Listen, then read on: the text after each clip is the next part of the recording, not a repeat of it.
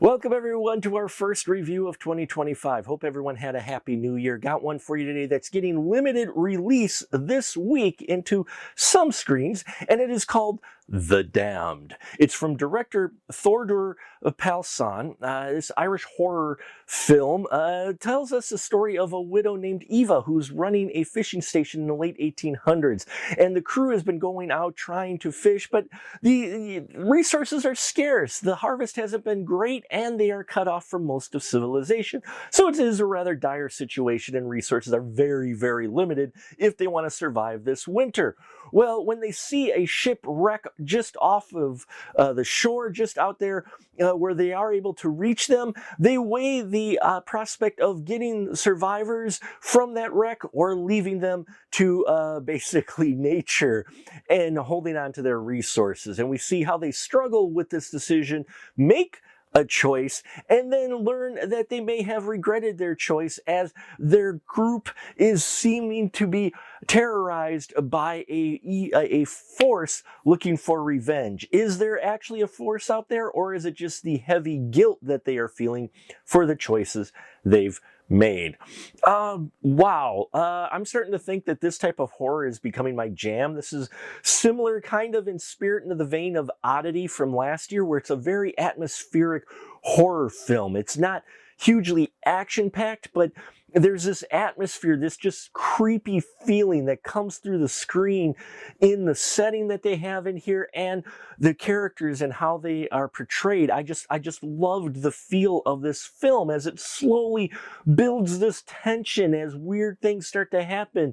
Eva, who's played wonderfully by Odessa Young. I loved her performance as Eva, the widow who's just trying to keep things together until the thaw, until spring comes, and keeping the group together and seeing this mysterious thing out of the corner of her eye and that, and, you know, feeling the weight of the decision she made. I love how she plays this character. We watch how she struggles more and more to try to keep control of everything and making the decisions and staying the leader. Joe Cole plays Daniel, who is a friend of her husband's and is close to Eva.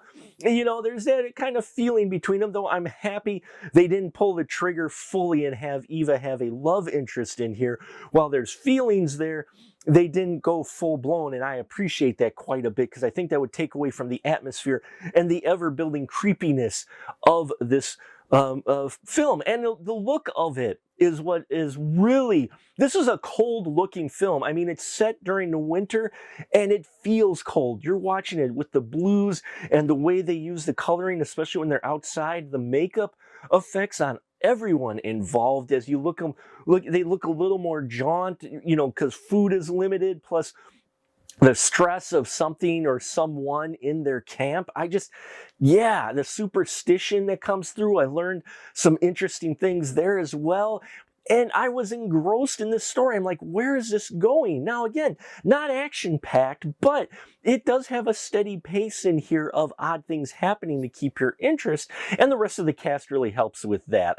Siobhan Finneran, and I hope I pronounced that right, plays Helga. Love the Helga character. She's the cook of the group. She's the one that does the dishes, helps the caretaking in that. And I enjoyed her performance in here as Helga quite a bit. She's the more superstitious one that is trying to help Eva realize that some other force might be out here. It might not be a man. And yeah, I just love the conversations those two had. Scully was my favorite character. Francis McGee plays Scully.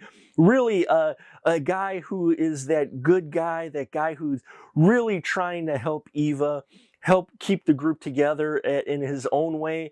And yeah, he's just a very fun person to watch perform this character. And then Rory McKenna was fun. I loved the Ragnar character.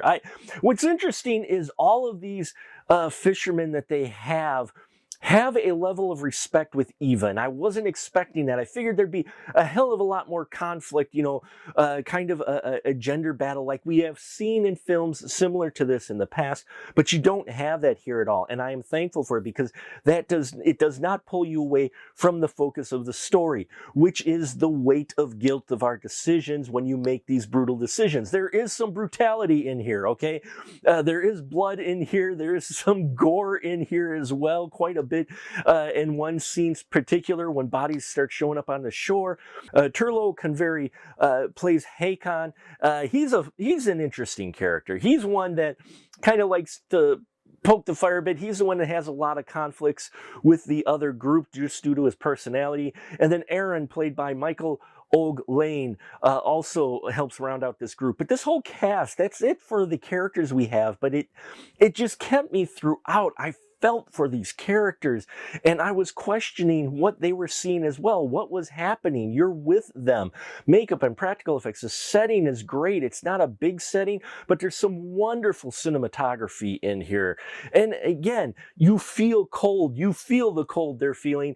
And there is a nice little twist at the end, which I kind of predicted, but I didn't mind because I was like, oh, cool. Yep, that is what was going on.